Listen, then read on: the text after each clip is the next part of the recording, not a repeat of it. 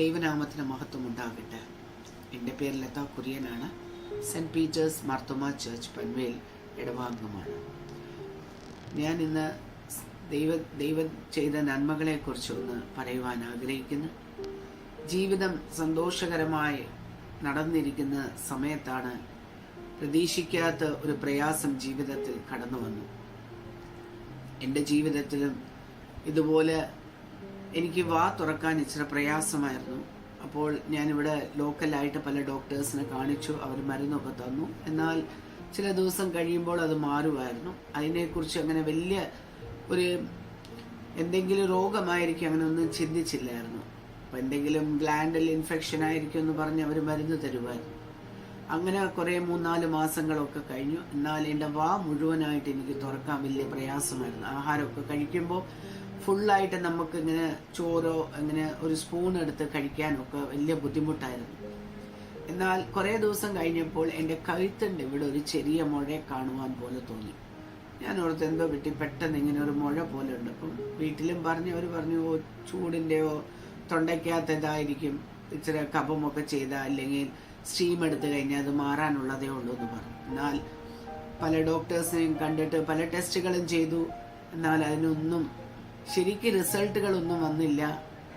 ലാസ്റ്റിൽ അവർ മനസ്സിലാക്കി ഇത് TB ആയിരിക്കുന്നു. സോണോഗ്രാഫി എടുത്തു, FNC ടെസ്റ്റ് ചെയ്തു, സ്കാൻ ചെയ്തു, പല ടെസ്റ്റുകളും ചെയ്തു. ലാസ്റ്റിൽ ഡോക്ടർ പറഞ്ഞു ഇത് TB ആണെന്ന് പറഞ്ഞ് മരുന്ന് തന്നു. എന്നാൽ ഞങ്ങൾ ഇത് റിപ്പോർട്ടെല്ലാം കൊണ്ടുപോയി. എൻ്റെ ഷുഗർ എനിക്ക് അല്പം ബോർഡറിലാണ്.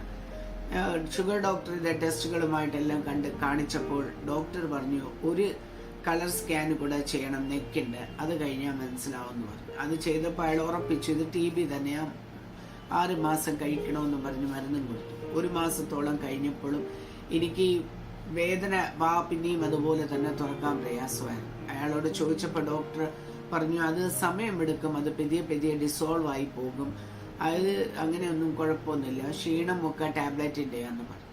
എന്നാൽ എൻ്റെ ഒരു കൂട്ടുകാരി പറഞ്ഞു സെക്കൻഡ് ഒപ്പീനിയന് വേണ്ടി ഒരു ENT സ്പെഷ്യലിസ്റ്റിനെ കാണിക്കണം, അയാളെ കണ്ടു കഴിഞ്ഞാൽ തന്നെ പറയുന്നു പറഞ്ഞു. എന്നാൽ ഒരുപാട് ദിവസം മുമ്പിലും എന്നോട് പറഞ്ഞതാണ് ഈ ഡോക്ടറെ കാണിക്കണം. എന്നാൽ ഈ തിരക്കിൻ്റെ സമയത്ത് എനിക്ക് സാധിച്ചില്ല. ഞാനുള്ളപ്പോൾ ഡോക്ടറെ കാണത്തില്ല, ഡോക്ടർ ഉള്ളപ്പോൾ ഞാൻ കാണത്തില്ല, ഇങ്ങനെ പോവായിരുന്നു. എന്നാൽ ഒരു ദിവസം ആ ഡോക്ടറെ കാണാൻ വേണ്ടി സമയം കണ്ടെത്തി രാത്രി പോയപ്പോൾ അയാൾ പറഞ്ഞു ആദ്യം ബയോപ്സി ചെയ്യണമെന്ന് പറഞ്ഞു. അപ്പം ഞാൻ തന്നെ ഇവിടുന്ന് അതെല്ലാം ചെയ്തു തരാം, പിറ്റേ ദിവസം നിങ്ങൾ ടെസ്റ്റ് ചെയ്യാൻ വേണ്ടി അവിടെ കൊടുക്കണമെന്ന് പറഞ്ഞു, വേറെ ഹോസ്പിറ്റലിൽ. അപ്പോൾ പിറ്റേ ദിവസം ഞങ്ങൾ നാട്ടിൽ പോകാൻ വേണ്ടി ഒരുങ്ങുമായിരുന്നു. അപ്പം ഞാൻ പറഞ്ഞു ഞങ്ങൾ നാട്ടിൽ പോകുന്നുണ്ട് തിങ്കളാഴ്ച. അപ്പം പറഞ്ഞു എന്ന് തിരിച്ചു വരും. ഞാൻ പറഞ്ഞു 15 ദിവസം എടുക്കും. അപ്പം പറഞ്ഞു പറ്റത്തില്ല, ഇനി ഈ കാര്യങ്ങൾ സീരിയസ് ആയിട്ട് എടുക്കണമെന്ന് പറഞ്ഞു. ടിക്കറ്റ് എല്ലാം ക്യാൻസൽ ചെയ്യാൻ പറഞ്ഞു. അന്നേരം ഞങ്ങൾ ഓർത്ത് വലിയ ഇതൊന്നും കാണത്തില്ലായിരിക്കും, ചിലപ്പോൾ ഇൻഫെക്ഷൻ വല്ലതായിരിക്കും, അതിൻ്റെ മരുന്ന് തരും, എന്നാലും റിട്ടേൺ ടിക്കറ്റ് നമുക്ക് ക്യാൻസൽ ചെയ്യണം, ഇത് നോക്കിയിട്ട് പിന്നെ ചെയ്യാമെന്ന്. അങ്ങനെ ഇത് നടക്കുന്നെല്ലാം ഓഗസ്റ്റ് മാസമായിരുന്നു. ജൂലൈ അവസാനം ഓഗസ്റ്റ് സ്റ്റാർട്ടിങ് ആയപ്പോൾ ബയോപ്സി റിപ്പോർട്ട് വന്നപ്പോൾ ടോൺസിൽസിൽ ക്യാൻസറാണെന്ന് പറഞ്ഞു. എന്നാൽ സ്ത്രീകൾക്കൊന്നും ഇത് ഒരിക്കലും ഉണ്ടാകത്തില്ല എന്നാണ് പറയുന്നത്. ആണുങ്ങൾക്ക് ഈ തമ്പാക്കു പാനൊക്കെ കഴിക്കുന്നതുകൊണ്ട് കാണും. ഇത് കൂടുതൽ USA ഇന്ത്യയിൽ ആർക്കും സ്ത്രീകൾക്ക് ഇല്ല എന്ന് പറഞ്ഞു. അതുകൊണ്ട് നിങ്ങൾ ഇനി അതിനെ റേഡിയേഷനും ആൻകോളജി ഡിപ്പാർട്ട്മെന്റിൽ കാണിക്കണമെന്ന് പറഞ്ഞു. അപ്പോൾ ഞങ്ങൾ കുർളയിലായിരുന്നു കാണിച്ചപ്പം അത് ഞങ്ങൾക്ക് ദൂരമാണ്. അപ്പോൾ എവിടെ പോകണമെന്ന് ചോദിച്ചപ്പം ഞങ്ങൾക്ക് ടാറ്റായിൽ പോകാൻ മനസ്സിനൊരു പ്രയാസമായിരുന്നു. അപ്പം പറഞ്ഞു ടാറ്റായിലുള്ള നല്ലൊരു ഡോക്ടർ അപ്പോളോ ഹോസ്പിറ്റലിൽ വന്നിട്ടുണ്ട്, അയാൾ കിട്ടണം അയാൾ എന്ന് പറഞ്ഞു. എന്തായാലും പിറ്റേ ദിവസം 1-ാം തീയതി ആയിരുന്നു. അപ്പം ഞങ്ങൾ ഓഗസ്റ്റ് 1-ാം തീയതി ഇങ്ങനെ തപ്പിയപ്പോൾ ഡോക്ടറുടെ അപ്പോയിൻമെൻറ്റ് അന്ന് കിട്ടി, അയാൾ അവൈലബിൾ ആയിരുന്നു. ഞങ്ങൾ പോയി ഡോക്ടറെ കാണിച്ചു. അപ്പോൾ അയാൾ പറഞ്ഞു യെസ് പോസിറ്റീവ് തന്നെയാണ്, പക്ഷെ അത് റേഡിയേഷൻ ചെയ്താലേ പറ്റത്തുള്ളൂ, കീമോയും ചെയ്യണം, 33 റേഡിയേഷനും 7 കീമോ ചെയ്യണമെന്ന് പറഞ്ഞു. അങ്ങനെ തന്നെ പല സ്കാനുകളും MRI ചെയ്യാൻ വേണ്ടി പറഞ്ഞു. അന്ന് തന്നെ റേഡിയേഷൻ്റെ ഡോക്ടറെ കാണിക്കാൻ പറഞ്ഞു, അതുപോലെ കീമോയുടെ ഡോക്ടറെ കാണിക്കാൻ പറഞ്ഞു. എല്ലാ ഡോക്ടറെയും ദൈവകൃപയായിരുന്നു, അന്ന് തന്നെ എല്ലാം കാണുവാൻ സാധിച്ചു. അത് കഴിഞ്ഞ് അവർ ഫേസിൽ ഒരു മാസ്ക് ഉണ്ടാക്കണമെന്ന് പറഞ്ഞു. മാസ്കും ഉണ്ടാക്കി. ഓഗസ്റ്റ് 9-ാം തീയതി തൊട്ട് റേഡിയേഷൻ തുടങ്ങി. മനസ്സിലൊക്കെ വലിയ പ്രയാസമായിരുന്നു. എന്നാൽ അതിൻ്റെ ഞായറാഴ്ചയും പള്ളിയിൽ പോയി അച്ഛനോട് പറഞ്ഞു എന്നാൽ ഞങ്ങൾ പറഞ്ഞു ഇത് കൂടുതൽ ആളുകളോട് പറയണ്ട, കാരണം ആളുകളുടെ ഫോൺ വിളിയും വീട്ടിൽ വിസിറ്റിംഗ് ഒക്കെ തുടങ്ങിയ ബുദ്ധിമുട്ടാണ്. അതുകൊണ്ട് പറഞ്ഞു അച്ഛാ എല്ലാവരോടും പ്രാർത്ഥിക്കാൻ പറഞ്ഞാൽ മതി, ആരും വന്ന് വിസിറ്റ് ചെയ്യണ്ട. എന്നാൽ അച്ഛനും കൊച്ചുമ്മയും വിളിച്ചുകൊണ്ടിരിക്കുമ്പോൾ കൊച്ചുമ്മ എനിക്കൊരു വാക്യം തന്നു, ജെറമിയ 17:14. പക്ഷെ അന്ന് വാക്യം എവിടെയാന്ന് പറഞ്ഞില്ല, ജസ്റ്റ് വാക്യം മാത്രം തന്നു. അപ്പൊ ആ വാക്യത്തിന്റെ അവിടെ എല്ലാം ഞാൻ എൻ്റെ പേര് ചേർത്ത് പ്രാർത്ഥിക്കാൻ തുടങ്ങി. Heal me Lord, heal me എന്നുള്ളിടത്ത് ഞാൻ heal Latha Lord and Latha will be heal, save Latha and Latha will be save, for you are my heart desire. അങ്ങനെ ഞാൻ എൻ്റെ പേര് വെച്ച് വചനത്തോട് പ്രാർത്ഥിക്കാൻ തുടങ്ങി. ഒരുപാട് വചനങ്ങൾ കാലാകാലങ്ങളിൽ കിട്ടി. എനിക്ക് ആളുകൾ പ്രാർത്ഥിച്ച് ബലപ്പെടുത്തി. 2-3 റേഡിയേഷൻ കഴിഞ്ഞപ്പോൾ എൻ്റെ മനസ്സിൽ ഇങ്ങനെ സ്തോത്രം പറയണമെന്ന് ദൈവാത്മ എൻ്റെ ഉള്ളിൽ പറയുമായിരുന്നു. എപ്പോൾ ഈ കത്തോലിക്കർക്കാരൊക്കെ പറയത്തില്ലേ, ദൈവമേ നന്ദി, ദൈവമേ സ്തുതി, ദൈവമേ ആരാധന.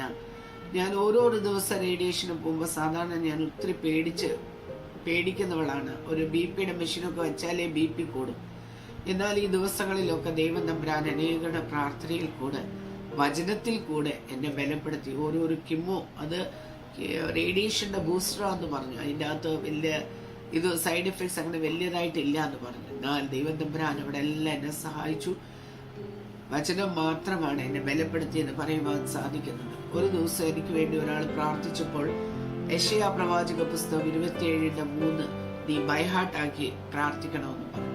അവിടെ ഞാൻ എൻ്റെ പേര് ചേർത്ത് പ്രാർത്ഥിക്കുമായിരുന്നു. യഹോവയായി ഞാൻ ലതയെ സൂക്ഷിക്കും, ക്ഷണം പ്രതി ഞാൻ ലതയെ നനയ്ക്കും.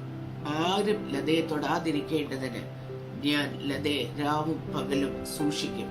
24/7 ദൈവം തമ്പുരാൻ എപ്പോൾ എന്നോട് കൂടെ ഇരിക്കുന്ന ഒരു ദൈവത്തെ എനിക്ക് രുചിച്ചറിയുവാൻ ഈ ദിവസങ്ങളിൽ സാധിച്ചു. അതുകൂടാതെ ഞാൻ ഒരു ദിവസം കിമോയ്ക്ക് പോയപ്പോഴാണ് ഞാൻ ഈ പാട്ട് കേൾക്കുന്നത്. കൂരിരുൾ താഴ്വരെ അതിലും എൻ്റെ പാതയിൽ ദീപമായി വന്നുവല്ലോ, നന്ദി നന്ദി എൻ ദൈവമേ, നന്ദി എൻ യേശു പരാ. ഈ ഓരോരോ പാട്ടുകളും ദൈവവചനമാണ് എന്നെ എത്രത്തോളം ബലപ്പെടുത്തിയത്. എനിക്ക് വേണ്ടി പ്രാർത്ഥിച്ച അനേകരുണ്ട്, ഇപ്പോഴും പ്രാർത്ഥിക്കുന്നുണ്ട്. അത് കഴിഞ്ഞ് എൻ്റെ ഒക്ടോബർ മാസം അവസാനം, സെപ്റ്റംബർ അവസാനം എൻ്റെ ട്രീറ്റ്മെന്റ് എല്ലാം കഴിഞ്ഞു. 3-4 മാസം കഴിഞ്ഞ് പെറ്റ് സ്കാൻ ചെയ്യാൻ പറഞ്ഞു. അപ്പോൾ ഞങ്ങൾ ജനുവരി 10-ാം തീയതി 11-ാം തീയതി ഞങ്ങൾ പെറ്റ് സ്കാൻ ചെയ്തു. അതിൻ്റെ റിപ്പോർട്ടൊക്കെ നോർമലാണെന്ന് ഡോക്ടർ പറഞ്ഞു. ദൈവത്തിന് കോടാനുകോടി സ്തോത്രം കരയിച്ചെന്ന്. ഇനി 3 മാസം കഴിയുമ്പോൾ തൈറോയിഡിന്റെ ജസ്റ്റ് ടെസ്റ്റ് ചെയ്ത് ഒന്ന് കാണിക്കണം, ഫോളോ അപ്പ് ചെയ്യണമെന്ന് പറഞ്ഞു. എങ്ങനെ നന്ദി പറയണമെന്ന് അറിയത്തില്ല. എൻ്റെ ജീവിതത്തിൽ എൻ്റെ ദൈവം തമ്പുരാൻ ഇത്രത്തോളം എന്നെ സ്നേഹിക്കുകയും കരുതുകയും ചെയ്ത ദൈവത്തോട് നന്ദി പറഞ്ഞു. എനിക്ക് വേണ്ടി പ്രാർത്ഥിച്ച എല്ലാവരോടും നന്ദി. എൻ്റെ പ്രയാസവേളയിൽ എൻ്റെ കുടുംബക്കാർ എന്നോട് ഇടത്തും വലത്തുമായി കൂടെ എന്നെ ബലപ്പെടുത്തിയതിന് ഞാൻ നന്ദി പറയുന്നു. ദൈവത്തോട് ഏറെ നന്ദി. ഈ സാക്ഷ്യം എന്നെ നിർത്തിയത് എൻ്റെ ദൈവവചനം മാത്രമാണ്. ദൈവവചനം എത്ര ബലമുള്ളതാണ്. നമ്മൾ പലപ്പോഴും വായിച്ചു വിടുന്നു, പക്ഷെ അതിൻ്റെ ഓരോരോ വാക്യവും ക്രിയ ചെയ്യുന്നതാണ്. അതിവേഗത്തിൽ ഓടിയെത്തുന്ന വചനമാണ്. ഈ വചനം ഏത് പ്രതിസന്ധികളെ മുറുകെ പിടിച്ച് ജീവിപ്പാൻ ദൈവം തമ്പുരാൻ നമ്മളെ ഓരോരുത്തരെയും സഹായിക്കട്ടെ എന്ന് പ്രാർത്ഥിച്ചുകൊണ്ട് ഞാൻ എൻ്റെ സാക്ഷ്യം ചുരുങ്ങുന്നു. നന്ദി. എണ്ണമില്ലാതുള്ള നന്മകൾക്കും അത്ഭുതമാർന്ന സ്നേഹത്തിനും, എണ്ണമില്ലാതുള്ള നന്മകൾക്കും അത്ഭുതമാർന്ന സ്നേഹത്തിനും നന്ദി എൻ ദൈവമേ, നന്ദി എൻ യേശുപരാ. നന്ദി എൻ ദൈവമേ,